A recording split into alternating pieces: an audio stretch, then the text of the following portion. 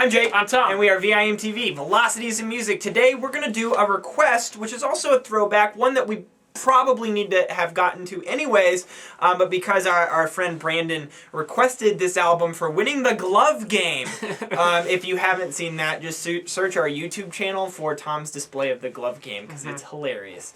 Brandon requested Built to Spill's Perfect From Now On, which I have to admit has been a record I've loved for a long, long time.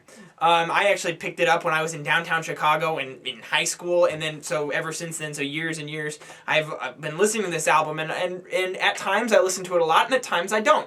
But it's always kind of been there for me. So getting to pick it up and review it for this show has been kind of a fun experience. Yeah. And it was really, a great request. Thank right, you, Brandon. Yeah, and we kind of just threw it together in the past couple days, so it's exciting. But I know that both of us have. We've listened to it for years. Listen to it. I want you to get this on vinyl, because I bet this sounds it awesome. Yeah. Built to Spill is an indie rock band. This is their third album, Perfect From Now On. It came out in 1997, so it only had to compete with bands like Blur and Radiohead for really good albums that came out in 1997. Also, Yola Tango. Yeah, good point. And this album did, I think, more for indie rock than a lot of other albums that came out in that era and did. It's pretty underappreciated for that reason, too. It really is, because, I mean, if you think about it, bands like Modest Mouse, bands like Death Cab, I mean, Wolf Parade, even Arcade Fire clearly got influence from Built to Spill in their very unique writing style, because this album is kind of, it's been so influential in the 14, 15, almost 16 years, no, 15 years since it came out, that it's kind of like, what did they do? What was their secret formula? All these songs is just guitar with some distortion on it, just that, grungy indie guitar, and bass and drums and a vocalist with kind of a falsetto, just really interesting voice. That's all it is. And then some 1997 production dress-ups. And for whatever reason, the way that they composed these songs was so groundbreaking that all these other bands are emulating this, or bands like Built to Spill in this style. And I think it comes down to just fantastic songwriting. Oh, yeah. This is an 8-track album. I feel like there's a lot more content on here than just 8 tracks. Well, because the songs are so long, right, and they go so many places. They're not long without reason. Right. That's what I love about this, and that's what keeps it engaging. And for the indie scene, I mean, well, I wasn't really big into the indie scene in 1997, but now going back to then and listening to a lot of the albums that were coming out then and really setting up today's indie scene.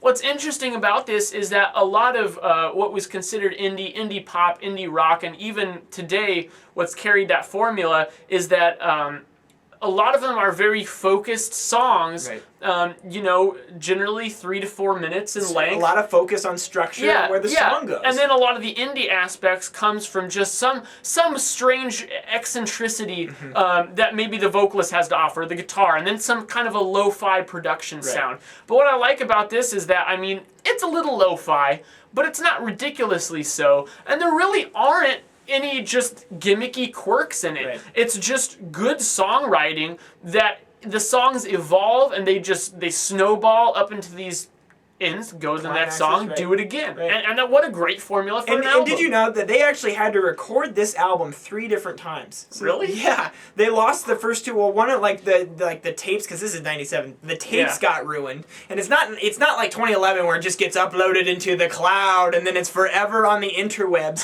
It's not like that then. So the first 2 recordings of this got destroyed somehow, and they kept pushing and re-recorded it, and I'm really glad they did. Yeah. And I suppose by that point, you know the songs so well, and you can tell that they do here. I mean, I didn't know that, but you can just tell they have a mastery over these songs. It sounds like they know exactly what they're doing and why they're doing it.